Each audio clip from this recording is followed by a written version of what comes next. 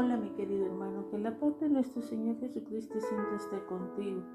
Hoy quiero tocar otro tema de resurrección, la resurrección de Lázaro. Leemos Juan 11, 38 al 44. Conmovido una vez más, Jesús se acerca al sepulcro. Era una cueva cuya entrada estaba tapada con una gran piedra. Quiten la piedra, ordena Jesús. Marta, la hermana del difunto, objetó: Señor, ya debe oler mal, pues lleva 4 días allí. ¿No te dije que si crees verás la gloria de Dios? Le contestó Jesús. Entonces quitaron la piedra. Jesús, alzando la vista, dijo: Padre, te doy gracias porque me has escuchado. Ya sabía yo que siempre me escuchas, pero lo dije por la gente que está aquí presente, para que crean que tú me enviaste. Dicho esto, gritó con toda su fuerza: Lázaro, sal fuera. El muerto salió con vendas en la mano y en los pies, y el rostro cubierto con sudario. Quítale la venda y deja que se vaya, le dijo Jesús. Juan 11, 38-34. El milagro de la resurrección de Lázaro, que se incluye únicamente en el Evangelio de Juan, es una gran declaración teológica del poder de Jesús sobre la vida y la muerte. La narración presenta con lujo de detalle y revela el deseo del evangelista de descartar la figura y ministerio de Jesús con la palabra, como la palabra hecha carne, como el verbo de Dios, como la encarnación de la revelación divina. Juan 1:1. Y ese presupuesto teológico, educativo y misionero de Juan se pone ciertamente de manifiesto en los relatos del gran yo soy del Señor. La narración que afirma la resurrección de Lázaro, que era parte del círculo íntimo de Jesús en la comunidad de Betania, se incluye en el Evangelio de Juan en medio de 2 relatos de gran importancia. Luego de la presentación de varios milagros y parábolas del Señor, Juan ubica el milagro de Lázaro como la culminación del episodio singular en el cual un grupo de judíos en Jerusalén piden que se revele de forma plena y que lo digan abiertamente. El ambiente era de tensión, y aunque muchas personas creyeron en él, Juan 10:43, los líderes no aceptaron su enseñanza y lo declararon blasfemo, Juan 10:33. Luego del relato de Lázaro, Juan presenta el complot para matar a Jesús, Juan 11:45-57. La verdad es que muchos judíos apreciaban su mensaje y su obra. Sin embargo, el liderato religioso lo rechazaba abiertamente, pues las enseñanzas del Señor no necesariamente honraban las tradiciones de los judíos ni la interpretación rabínica de la ley de Moisés. Inclusive, las confrontaciones teológicas llegaron a tal nivel que los principales sacerdotes y fariseos convocaron a una reunión especial en el concilio Sanedrín. En ese importante foro que presidía el sumo sacerdote se iba a dilucidar el futuro de Jesús de Nazaret en un ambiente abierto de rechazo y de tensión. La resurrección de Lázaro es una especie de afirmación teológica para destacar el poder divino que se manifestaba en el ministerio de Jesús, y para subrayar esa virtud mesiánica, el evangelista Juan presenta un relato detallado de la resurrección, incluyendo las dinámicas asociadas a las relaciones de la hermana y los amigos de Lázaro. El relato de la resurrección de Lázaro se puede organizar en 4 sesiones básicas. Primero, la muerte de Lázaro, Juan 11, del 1 al 16, la afirmación teológica sobre Jesús, Juan 11, 17, 27, y la reacción de Jesús ante la tumba de tu amigo, Juan 28, 37, y el acto mismo de la resurrección, Juan 11, 38, 44. Y la narración está bien redactada, pues la trama y la intriga va creciendo hasta llegar a milagros que superan la crisis. El relato de esta señal milagrosa es una especie de introducción teológica a la muerte de Jesús y la posterior resurrección de Cristo. La muerte de Lázaro. El contexto general de la narración ubica la resurrección de Lázaro en la ciudad de Betania, que era una comunidad pequeña como a 3 kilómetros de Jerusalén. El lugar es identificado en la escritura como la aldea de las hermanas de Marta y María, que es una manera de afirmar el protagonismo de las mujeres en el relato.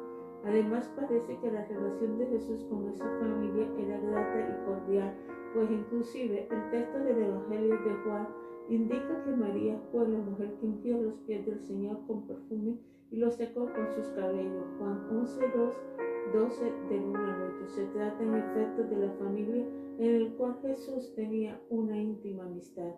De acuerdo con la narración, Lázaro enfermó gravemente y la preocupación de sus hermanas le movió a comunicarse con Jesús. Sabían del ministerio sanador del Señor y presentaron que al enterarse de la condición de salud comprometida de su amigo, lo proveería a visitarlo en Betania lo antes posible. Parece que Marta y María sabían dónde estaba Jesús, pues las noticias de la gravedad llegaron con premura. El mensaje era directo y claro: Señor, el que amo está enfermo. La comunicación era telegráfica y urgida: tu amigo está grave y necesita tu presencia. Juan 11:3. Las hermanas de Lázaro querían informar a Jesús de la delicada condición de salud de su amigo. La respuesta del Señor es una afirmación teológica al estilo literario de Juan. Jesús declaró con autoridad: la enfermedad no es de muerte, es una oportunidad para que se manifieste la gloria de Dios. En el momento para que el Hijo de Dios sea glorificado. Sin embargo, no regresa a Judea rápidamente, pues en sus últimos viajes a Jerusalén, un grupo de judíos intentaron apedrearlo. Juan 11:18. Esperó 2 días para regresar a Betania. En medio de las decisiones para atender las preocupaciones de las hermanas de Lázaro, el evangelista incorpora un diálogo teológico significativo. Jesús hace alusión al día y la noche. Durante el día hay luz y la persona no tropieza de noche en la oscuridad. La gente no puede moverse con efectividad, y añadió que Lázaro dormía e iba a despertarlo, que constituye una importante interpretación teológica de la vida y de la muerte. La referencia a dormir en este contexto era la muerte, pero los discípulos no comprendieron la imagen. Jesús fue todavía más explícito, indicándole claramente que Lázaro había muerto, pero se alegraba por ellos no estuvieran presentes, para que pudieran creer cuando se levantara o llevara el efecto al milagro de la intervención divina. Tomás, a quien apoderaban Didimo, que significa gemelo, quería regresar para morir también con Lázaro. No entendió la imagen ni el mensaje de Jesús. La razón real de la tardanza de Jesús para regresar a Betania y visitar a Lázaro era su enfermedad. Es muy difícil de precisar. Por un lado, el ambiente antagónico que había en Jerusalén hacía que Jesús y sus actividades no pudieran subestimarse. Quizás esa era una forma de probar la fe de las hermanas de Lázaro, aunque era muy improbable que el Señor se haya quedado hasta finalizar el programa que llevaba a efecto. Como Jesús amaba a esa familia, regresó a Betania. No puede subestimar la referencia al amor de Jesús hacia Lázaro y sus hermanas, pues no se trata de un sentimiento común de amor correspondido, más bien es el tipo de amor contraordinario que no se incluye en Juan 3:16. Es un amor que se mantiene aunque no sea recíproco.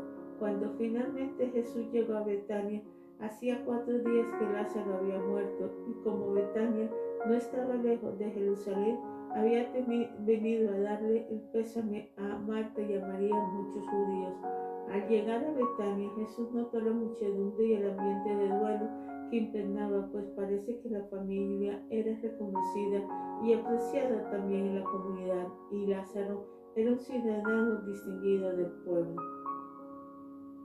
Marta salió a encontrarse con Jesús cuando supo que llegaba a Betania.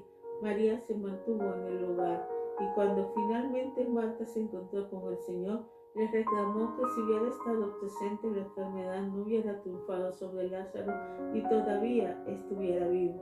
También afirmó, luego de reclamar que por su ausencia su hermano había muerto, que Dios escuchaba y respondía positivamente a las peticiones de Jesús. Manifestó una mezcla de sentimientos, resentimiento y esperanza, reclamo y anhelo, dolor y confianza.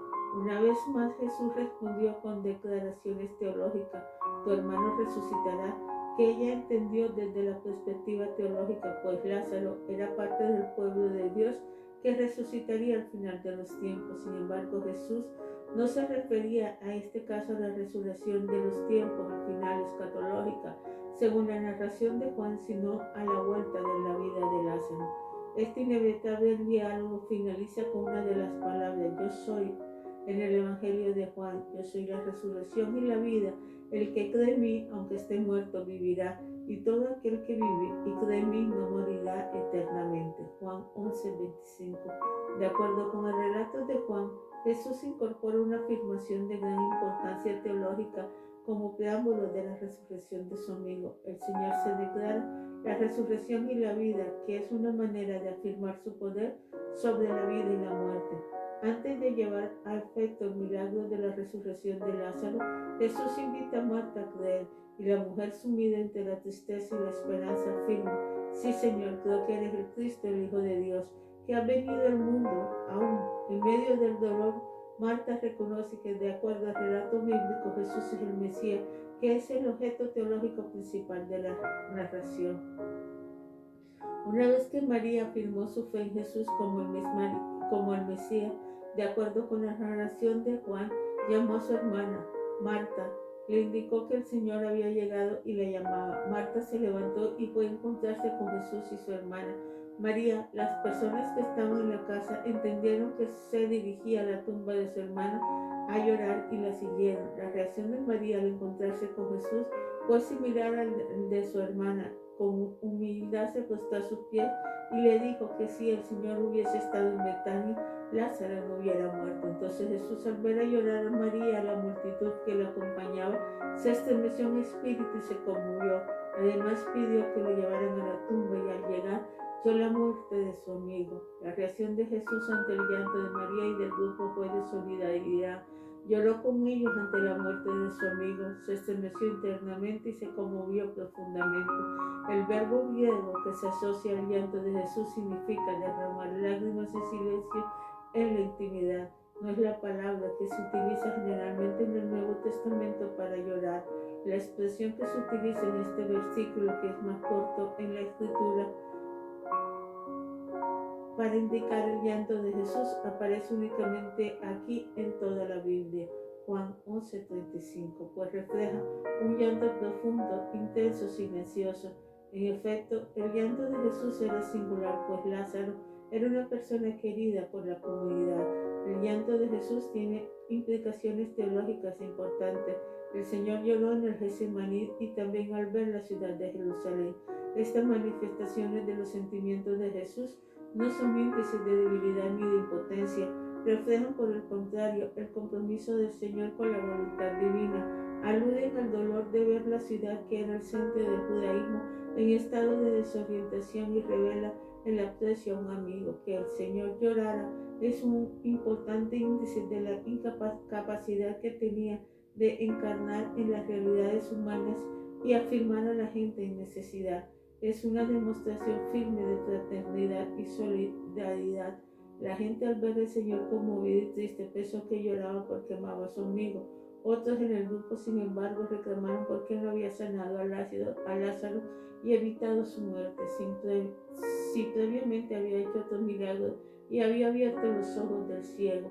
La narración de la resurrección de Lázaro se fundamenta principalmente en la misericordia divina. Según el Evangelio de Juan, Jesús estaba profundamente conmovido por la dinámica alrededor de la muerte de Lázaro, y en medio de esa multitud de sentimientos personales y sociales, el Señor llegó al sepulcro, que era esencialmente una cueva con una piedra para sellarla.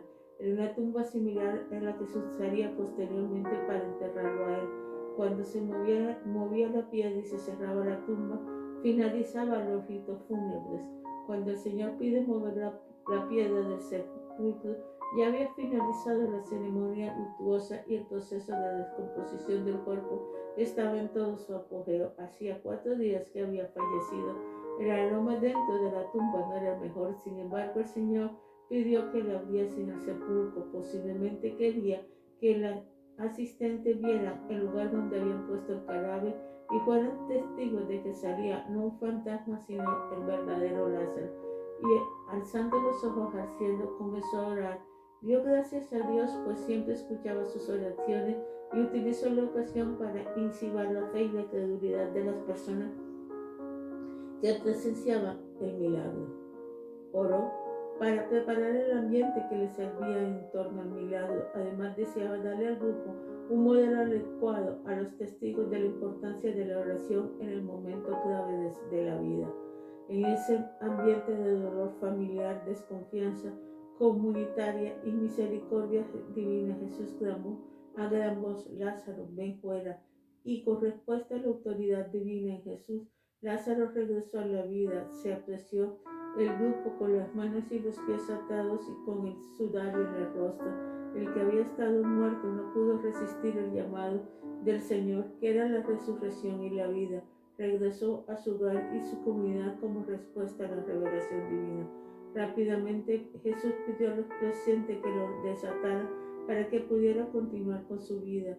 De esa forma, Lázaro regresaba a su entorno familiar en Betania, junto con sus hermanos y su comunidad.